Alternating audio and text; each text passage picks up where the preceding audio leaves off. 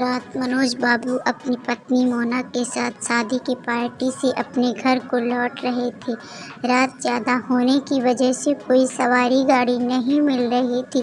मनोज बाबू का घर मुश्किल से 3 किलोमीटर की दूरी पर देहरादून की एक पहाड़ी गांव में था।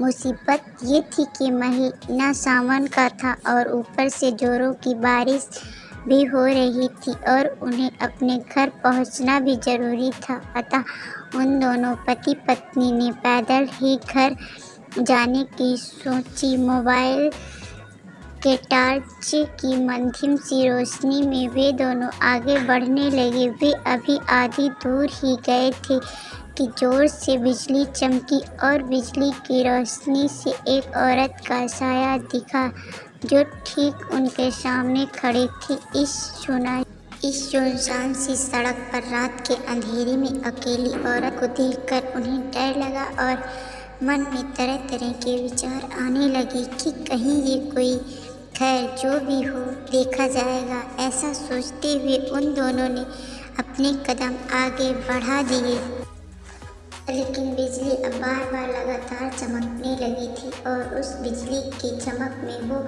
औरत दूर से ही साफ साफ दिख रही थी। वो औरत उन्हें रोकने का इशारा कर रही थी। उसे देखकर मनोज बाबू की पत्नी की तो हालत खराब हो रही थी, लेकिन मनोज बाबू को अब लगने लगा कि ये औरत शायद कोई मुसीबत में है।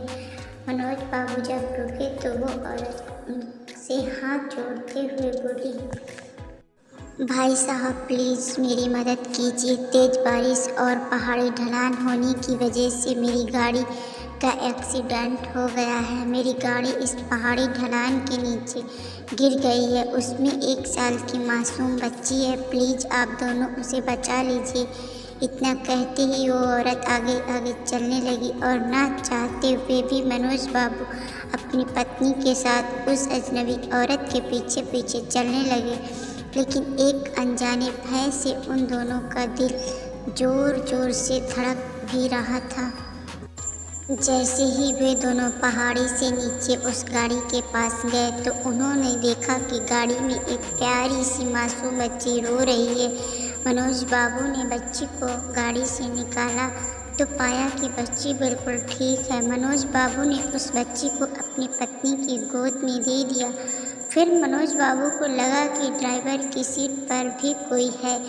जब वो आगे जाकर देखा तो उनके होश उड़ गए, क्योंकि ड्राइवर की सीट पर वही औरत खून से लथपथ होकर मरी पड़ी थी। मनोज बाबू को सब कुछ समझ में आ गया था। वो दोनों पति पत्नी बच्ची को अपनी गोद में लेकर अपने घर की तरफ आगे बढ़ गए। रास्ते में उनकी पत्नी ने उनसे पूछा, वो औरत कौन थी? फिर वो औरत दिखी क्यों नहीं दी? कहीं वो कोई? मनोज बाबू बोले, वो एक माँ थी, मर के भी अपने बच्चों के लिए तड़पती है जो वही एक माँ भी। वो मनोज बाबू की ये कहानी सुनकर मेरी आँखों से आंसू निकल गए। दोस्तों, अगर कोई मुसीबत में हो तो उसकी ज़रूर सहायता करें। क्या पता हमारी छोटी सी कोशिश किसी की ज़िंदगी में बहार ला दे। ये छोटी सी कहानी हर एक माँ की ममता को समर्पित है।